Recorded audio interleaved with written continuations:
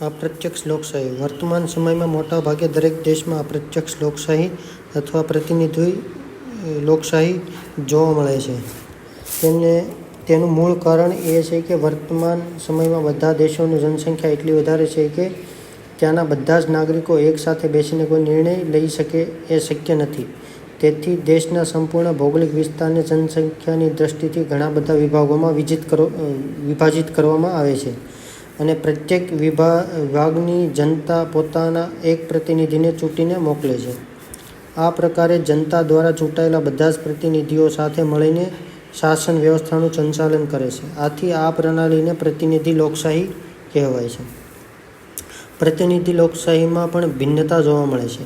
આપણા દેશમાં સંસદીય લોકશાહી શાસન વ્યવસ્થા છે, જ્યારે અમેરિકા જેવા દેશમાં પ્રમુખીય લોકશાહી શાસન વ્યવસ્થા જોવા મળે છે. પહેલું, સંસદીય લોકશાહી. આપણા દેશે સંસદીય લોકશાહીનો સ્વીકાર કર્યો છે, જેમાં લોકસભામાં જે પક્ષને સ્પષ્ટ બહુમતી મળી હોય તેના નેતાને રાષ્ટ્રપતિ વડાપ્રધાન તરીકે નિમણૂક કરે છે. વડાપ્રધાન સરકારની રચના કરે છે. આ સંસદીય સરકાર લોકસભાને સંપૂર્ણપણે જવાબદાર છે. જ્યાં સુધી સરકાર લોકસભાના બહુમતી સભ્યોનો વિશ્વાસ ધરાવતી હોય ત્યાં સુધી તે સત્તા ઉપર રહી શકે છે. પ્રમુખીય લોકશાહી. પ્રમુખીય શાસન વ્યવસ્થા લોકશાહીનો બીજો મહત્વનો પ્રકાર છે. પ્રમુખીય લોકશાહીમાં સામાન્ય રીતે પ્રમુખ સીધા લોકો દ્વારા ચૂંટાય છે. પ્રમુખ બંધારણમાં નિશ્ચિત કરવામાં આવેલી મુદત સુધી સત્તા ઉપર રહે છે.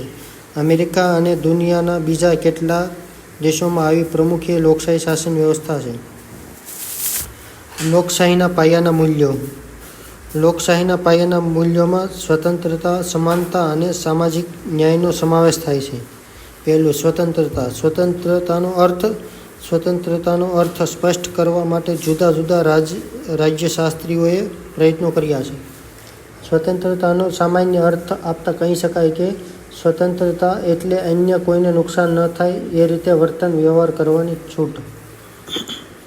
પ્રોફેસર લાસ્કીના શબ્દોમાં જોઈએ તો સ્વતંત્રતાનો અર્થ એવા વાતાવરણની સ્થાપના છે જેમાં મનુષ્યને પોતાના પૂર્ણ વિકાસની તકો પ્રાપ્ત થાય.